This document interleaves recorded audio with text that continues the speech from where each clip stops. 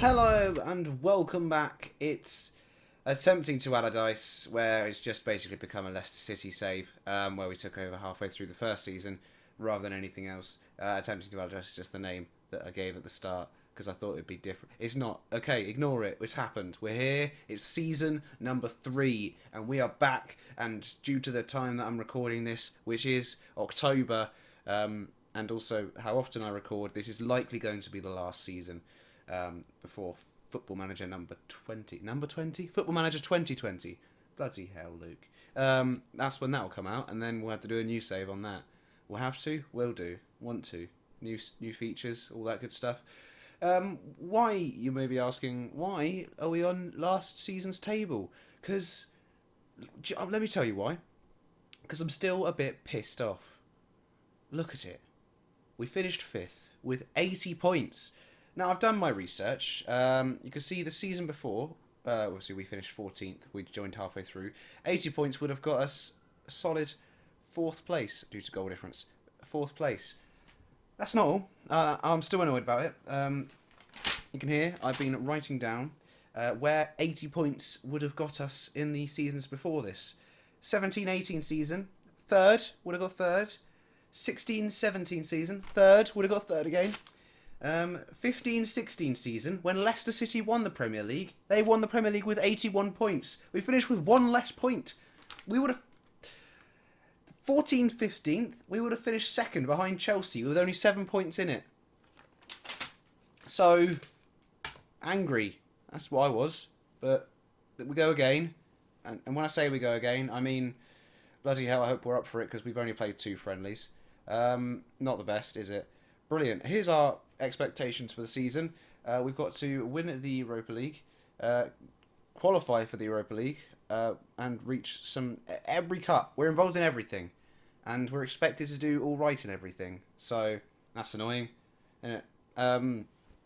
But to do that, we've made a few little signings. There's not been as much activity as last year, but there has been some activity. Let's go and have a look. So here on the right-hand side of the screen, that's not blocked with a giant whatever I put on the left-hand side of the screen, the players that have left us. Not as many outs as you might have thought. I know. 2 biggest ones really for us. Kelechi Iheanacho has gone to try and rebuild his career in Bordeaux. Never really featured for us a huge amount, so that's alright. And the other one is Soyuncu, something like that. He's not a bad player, but we have 4 centre backs ahead of him. He's not going to start, basically. And I didn't want him to just rot on the bench. He's 24. He needs to be playing football, and just mentally, he's just a bit worse than the 4 we already have, who, as we know, are very nice. So there's a spoiler for in a minute. No more centre backs have come through. We've got the same 4: Jorginho, Benkovic, Johnny Evans, and Harry Maguire. Still that 4, and it will remain that 4. So yeah, good luck to these 2. They're off. Let's go have a look at who has come in for us, and I'll give you a little hint. What I've gone for this season is a large squad. Any transfers in have been young players that will give competition for first team football immediately. So let's have a look at what I mean by that. First off, we looked at him briefly at the end of last season, because he was coming in on the first of the transfer window. He's here now. Is Philippe Bartos. Probably cup games for him, because we need that big squad for those cup games. Here he is, left-footed, shadow striker, can also play up front, so good for him. We can see what happens. He'll get a few games this year. He's wanted by Colchester and Sunderland on loan. So will he go? Probably not. No, probably play some cup games, like I said. To challenge on the Rafa's side, Harvey Barnes, who's already here, is going to be playing as a backup to Rafa. But this lad here, Luis Bento, in from Benfica, I think can challenge for that first team slot straight away. Can spot, whatever you want to call it. he can get in there, he can get involved, he can have cup games, he can come off the bench. Maybe he'll start if he does well enough. He looks very good, very, very good for a 17-year-old Portuguese lad. Young Portuguese lads on the wing are something of a historically very nice thing in the Premier League for some teams. He cost us 4.5 million from there, Gil Vicente, where he actually played 21 games last year. So, in the Premier League. I don't know why I said it like that. It's just that's Portuguese for Premier League, apparently. Luis Bento, welcome, everybody. Oh, it's another tidy little loan signing in the centre of midfield from Arsenal. Like Torreira last year, this year. Floppier hair, more hair, taller. It's Guendouzi. He's here on loan for the season.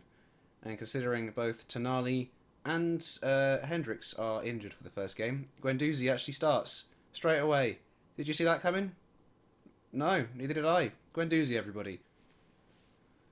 Now this is a signing. Can play central midfield, but probably is going to be challenging Maddison and Grealish for the attacking midfielder slot. This is Sergio Gomez, in from Borussia Dortmund, and he looks a talent at 19, doesn't he? Very well. Very, very well done to us for signing him for £12.5 million. There were other people we tried to go for. A wonder kid by the name of Thiago Almada plays for Vélez. You may know him from this game. He's one of the more well-known wonder kids, but work permits didn't work out.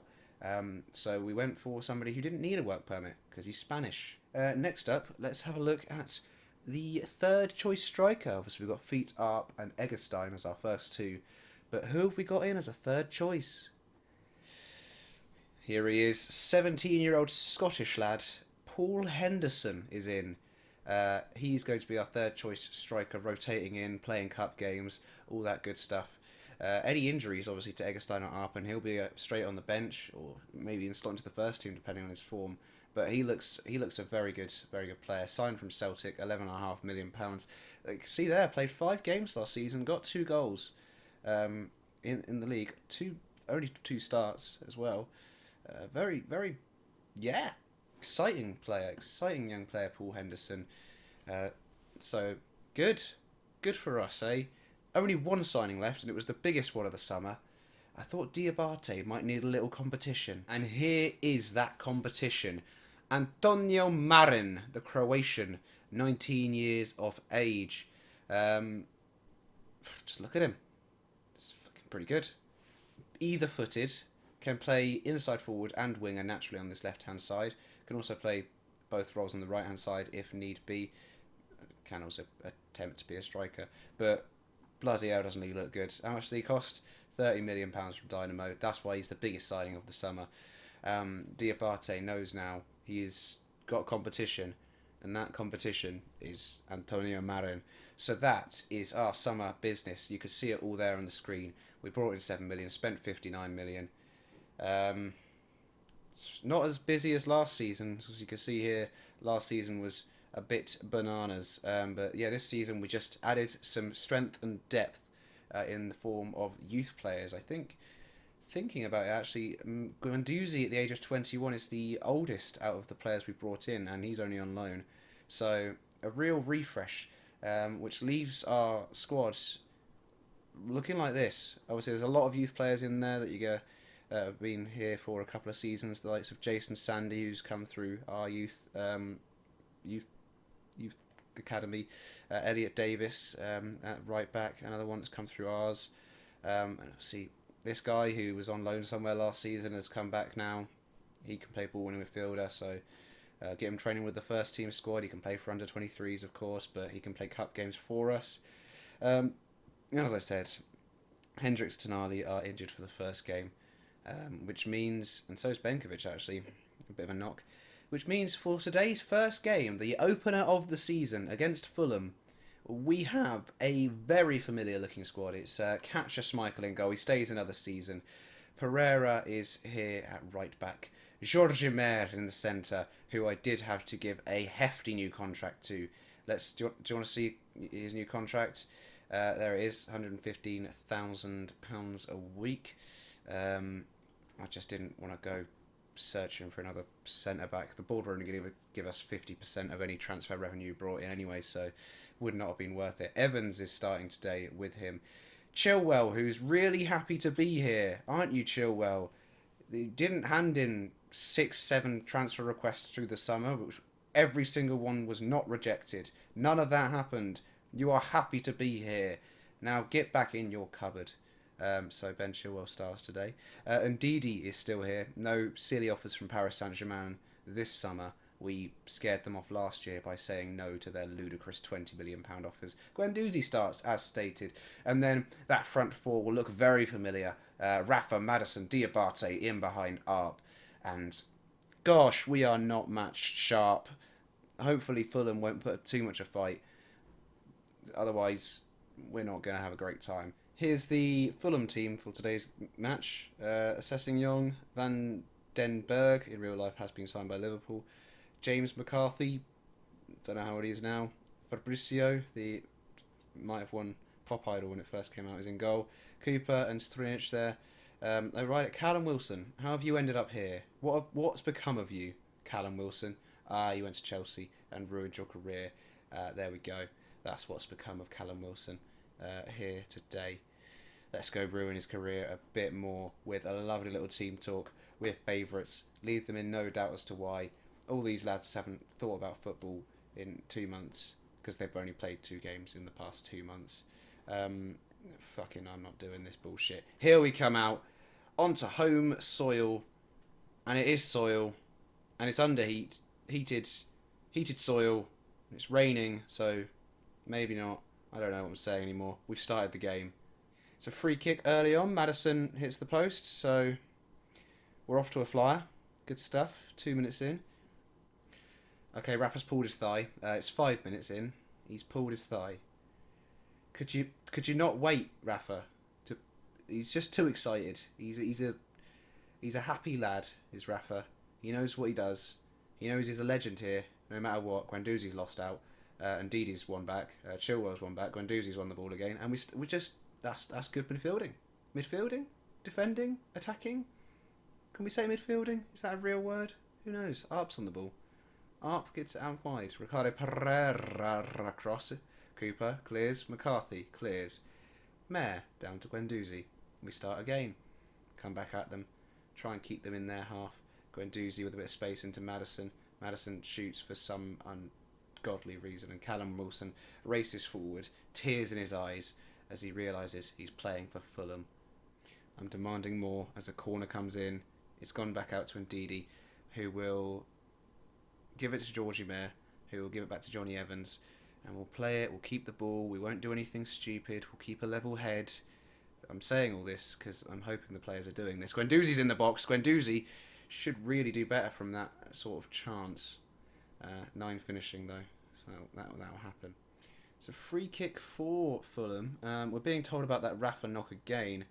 I don't want to make a substitution 20 minutes into the first match. For fuck's sake, Ricardo. And we've given away a penalty for no good reason other than we don't really want to play like we did last season. We've conceded there. That's what a load of bollocks. We've all seen a penalty before. It's a throw in. Chilwell to Diabate. Arp will come deep to collect, gets it to Ndidi. Space on that right hand side for Ricardo Pereira to make amends for his foul with a decent ball into Rafa, and Rafa's there. First goal of the season for Leicester is for Rafa. He's got to pull something in his leg. He doesn't care. He's still going to score. Yes. Fuck all of you Fulham bitches. Here's the goal. Indeed, he plays it out to Pereira, who will get the assist for that as well. A little bit of amends. And Rafa just finds an inch of space in off the post with a textbook Rafa finish. Rafa is now officially injured, and we're probably not going to see him for a while. Marin can play on that side, and Marin will play on that side. New signing. Let's see what he's got. It's a free kick. Maddison steps up. Ball into the box. It's gone all the way. It's bouncing all over the place, and now they will actually break. As you can see at the bottom of your screen, Ricardo Pereira has now also twisted his knee. So Here we're playing without a right back for this counter attack. He's back on now. Hopefully he doesn't twist anything else, like his leg in between some other Fulham players' legs to give away another penalty. They've come close there. I've ignored it. To throw in for Fulham, just gonna demand some more while they. God damn it! That happened. It's a corner to us late into this first half. It's in the box, up against the crossbar. Guendouzi has a go, and Didier gets the ball. Can he get back out there to Maddison to get the ball back into the box? He does. Diabate. Why are you trying to head in from there? I don't know, but. And at half time, no. That was shit, quite frankly. A lot of shit. Tete's going to have to come on because I can't risk losing 2 players to injury in the first fucking game. Thanks, Football Manager, for that one, by the way. And we're going to have to go and try a little harder, aren't we? You have the ability to make difference. Do difference. 6.4. That not difference, Georgie Mayer. We kicked off for the second half and the highlight hasn't actually finished. We're coming forward here. Tete on the right-hand side, just on. Of course, the cross finds its way into the box. And it wasn't a highlight at all. This is a highlight. It's a free kick for Maddison. Maddison! Over the bar. Never mind. It's a goal kick. Pumped forward. And Johnny Evans will win that. We will win that back onto our feet. That's what we want it. When it's flying around the heads like that, whoever can pick it up with their feet first, really. Diabate starts as he ends last season, flying forward with beautiful runs. Really good player, Diabate. Really happy to have him here, and have been since day one. And Didi, find that ball. There's Marin, new signing, gets into the box. Guendouzi, another signing. Somebody do something quickly. Chilwell's on the left-hand side. He's apparently complacent, probably because of all the transfer requests I rejected. That didn't happen. Just going to ask them to show some passion, as we're probably going to concede. Nope, catch us, Michael. Throw in. 63 minutes gone. Diabate gets it back to Guendouzi, who launches it over to Kenny Tete, who takes it down very well. Poor cross, and Didi gets it back in the midfield, back into Guendouzi, space to pick out a pass, moves it forward into Maddison, takes touch, tries a curler, not quite though. 77 minutes played. We are going to make a change now. It's still 1-1. What we're actually going to do is Grealish on for Diabate. Grealish out to the right-hand side to play as a winger attack. Marin comes to play as the inside forward attack on the left-hand side, just to change it up a bit, give them something else to think about. And once that's gone through, we're going to actually go attacking as well and demand some more to try and push for that winner, because for fuck's sake, draws are what cost us a Champions League place last year. Silly little draws against silly little opponents like these little bitches Fulham. Now, would you please do something in the past 10 minutes rather than me just rambling on or the clock ticks a fucking way? No, of course, because we've gone attacking, and that means nothing's happening. Why is nothing happening? The match is over now. Fuck. 1-1. Absolute shit. 2 injuries. A stupid penalty. You're back in training, you bunch of cunts. So let's have a look. Rafa, 8 to 11 days. Okay, that's not actually that bad. Thought it was going to be a lot worse. Pereira, 5 to 6 days. Okay. Let's all ease up. I mean, the injury list is bollocks. We've only just started the season. But in 2 weeks, we should be everybody back, everybody fine. But that is the worst possible start to the season. Last season, we started by beating Liverpool on the opening day. This season, we drew to promoted Fulham. And we haven't even started the Europa League campaign, so we can't blame that. What we can blame is the assistant manager for having no idea how to organise a fucking friendly. Who is Ziteng? Who is Zlin? And why have we played 2 games in a month? One of which 5 days before the... I need to go and... I'm going to go and have a quite a stiff drink. When do we actually find out about the Europa League draw? Is it anytime soon? No, it's there. It's there. So, you know what? We'll come back for that game. group stage draw, Newcastle game. I've clicked on the Chelsea under-18s by accident. So we'll play Watford, Burnley, Stoke, Arsenal, and then we'll meet back. So, with that in mind, this has been Attempting to Allardyce, working title. This is our final season. I want to win something. Europa League, hopefully. We're expected to get to the semi-finals, so we may as well try and win it, because got to do something, right? Not just another series that ends unspectacularly. Hopefully. Either way, I'll see you next time. Thank you very much for watching. Like, share, subscribe, smash, and